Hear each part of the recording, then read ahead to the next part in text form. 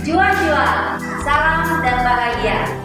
Perkenalkan, nama saya Wilis Buang Manado. Saya adalah CGP Angkatan 11 tahun 2024 Kabupaten Papua Barat. Saya guru di SMP Negeri 1 Semangat. Dalam kesempatan kali ini, saya akan mewawancarai kepala sekolah dari SMP Negeri 1 Perkebunan Sengkut, Pak Asmani, SPD MAP. Selamat pagi, Pak.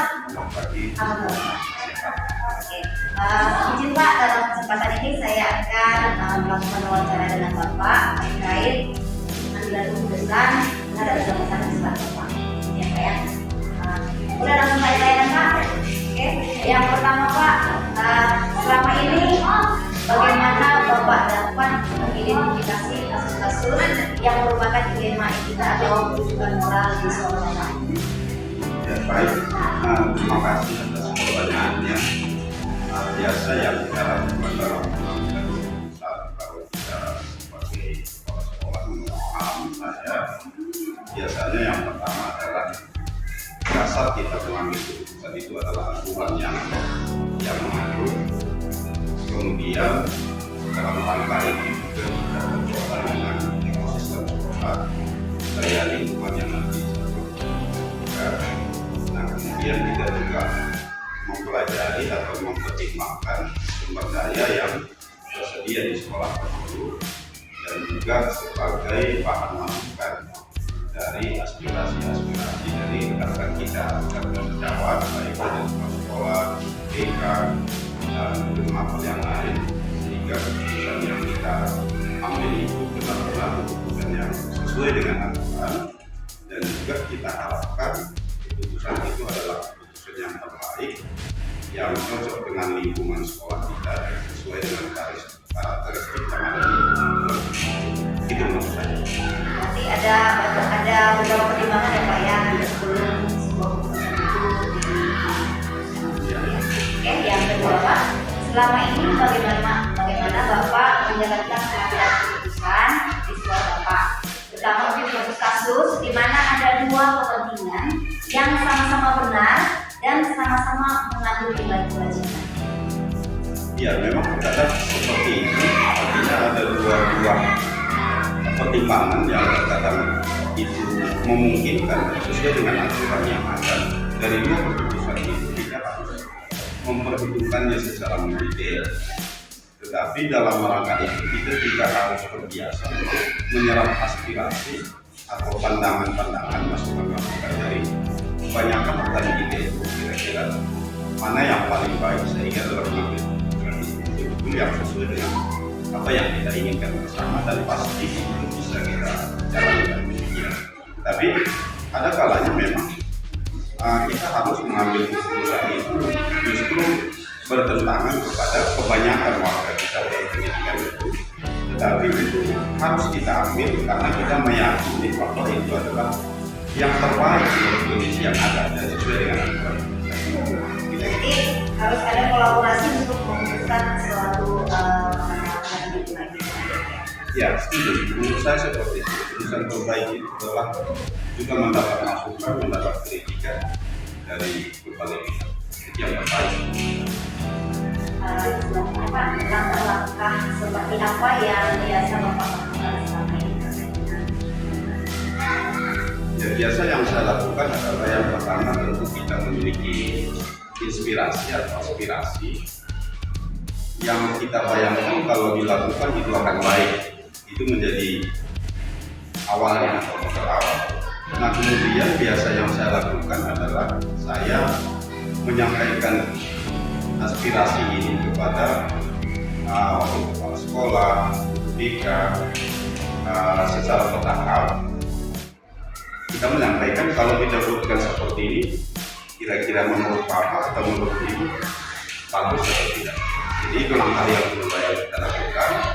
Nah, setelah mendapat masukan dari mereka, maka baru kita sampaikan kepada seluruh warga di sekolah untuk dieksekusi dijalankan. Intinya semua banyak pihak ya Pak ya. Iya. Warga sekolah juga harus tahu ya Pak. Iya.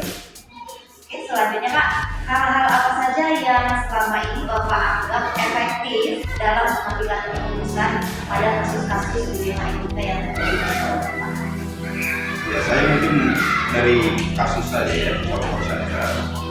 Hal kecil misalnya biasakan di Kabupaten kita itu menyelenggarakan senam kesehatan atau SKJ ya dalam sekolah. Kebanyakan dilaksanakan di sekolah-sekolah di Kabupaten Papua Barat ini berdasarkan di hari Jumat. Nah, namun sesuai dengan program kita di sekolah, pada hari Jumat secara khusus di SMP Negeri 1 itu kita mengagendakan melaksanakan kegiatan pembinaan kerohanian pada hari Jumat.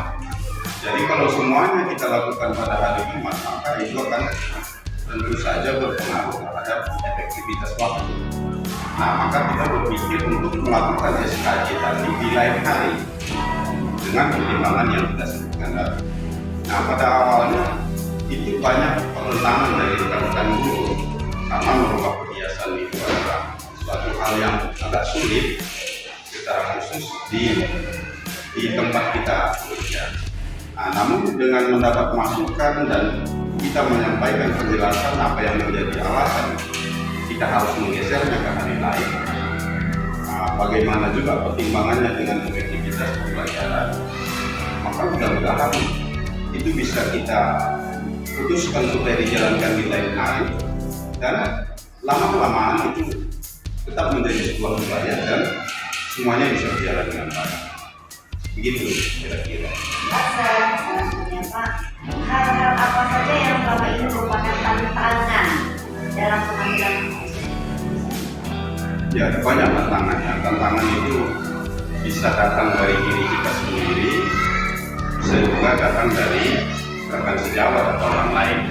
Yang saya maksud dari diri kita sendiri, ketika kita mengambil keputusan, maka kita harus juga memastikan diri kita siap konsisten untuk melaksanakan keputusan yang dilakukan. Salam dan bahagia. Perkenalkan, nama saya Wersi Boang Manalu. Saya adalah CGP Angkatan 11 Kabupaten Papua Barat. Saya mengajar di SMP Negeri 1 Salak. Dalam kesempatan kali ini saya akan melakukan tugas wawancara dengan Bapak Kepala Sekolah, Bapak Tumpak Banurea MM, Kepala SMP Negeri 1 Salak. Selamat pagi Pak. Pagi dua-dua. Apa kabar Pak? Sudah luar biasa. Baik, terima kasih Pak atas kesempatan yang diberikan kepada saya untuk melakukan wawancara dalam hal pengambilan keputusan yang memiliki nilai keputusan di sekolah Pak. Izin ya Pak, boleh langsung kita mulai Pak. Ya baik Pak, untuk pertanyaan pertama, bagaimana Bapak mengidentifikasi kasus-kasus yang merupakan dilema etika atau rujukan moral di sekolah ini Pak? Saya selaku kepala sekolah akan mengasih dilema etika dengan cara melakukan sebuah observasi. Hal ini mungkin terjadi karena adanya sebuah konflik. Nah, tentunya saya akan memanggil pihak terkait dengan masalah ini.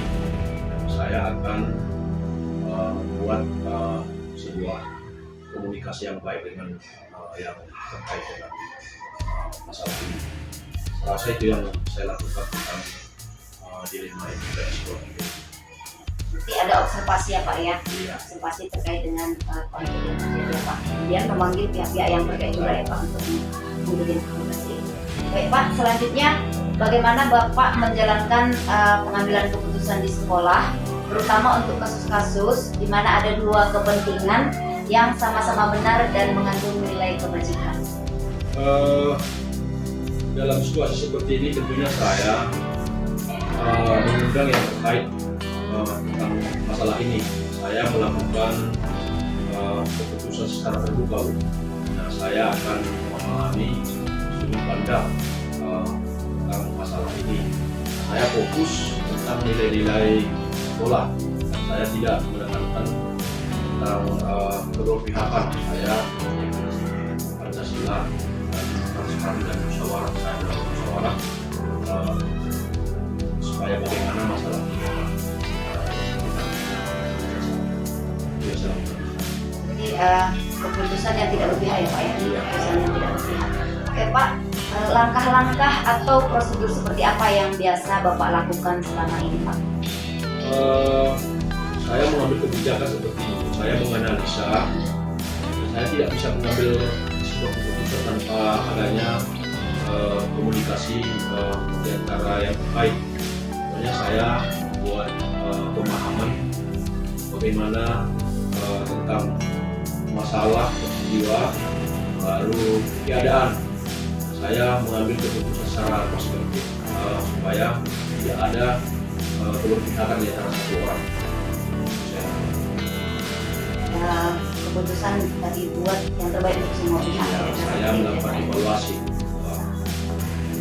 Oke Pak, hal-hal apa saja yang selama ini Bapak anggap efektif dalam pengambilan keputusan pada kasus-kasus dilema etika itu Pak?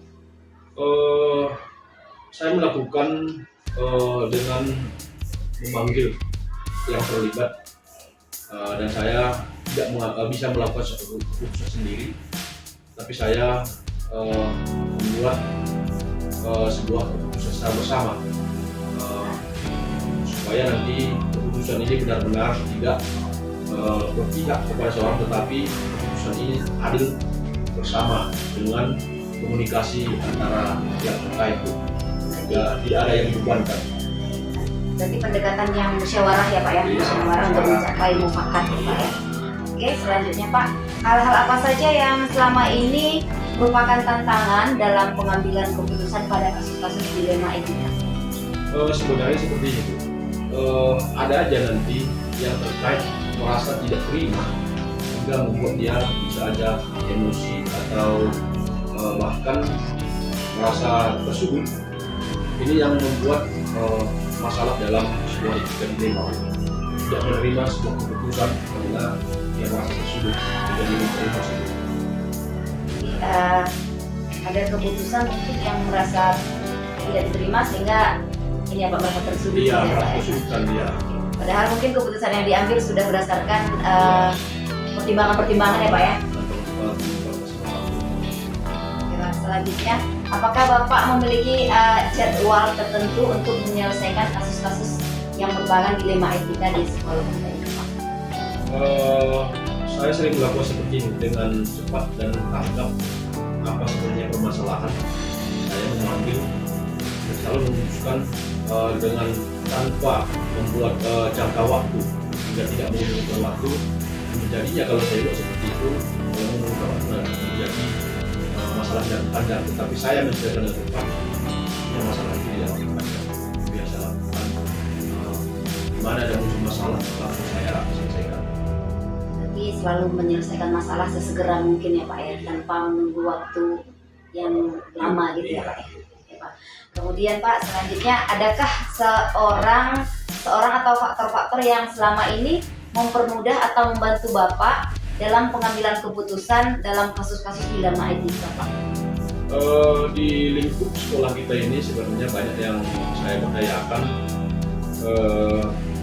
lebih guru-guru senior dan pihak komite, bahkan yang saya anggap bisa menjalin komunikasi dengan saya untuk menyelesaikan sebuah masalah di sekolah kita ini. Berarti ada beberapa pihak ya Pak ya, Iya, guru ada senior beberapa. juga mungkin kemudian komite juga Pak. Oke Pak, untuk pertanyaan terakhir saya Pak, pembelajaran apa yang dapat Bapak petik dari pengalaman Bapak dalam pengambilan keputusan dilema etika Pak? Salah satunya saya melakukan musyawarah mufakat untuk mengambil sebuah keputusan dalam mengatasi sebuah masalah. Itu yang saya lakukan yang pertama. Yang kedua, keputusan tidak bisa saya ambil sendiri tanpa ada masukan daripada tim senior, guru senior atau teman-teman saya bisa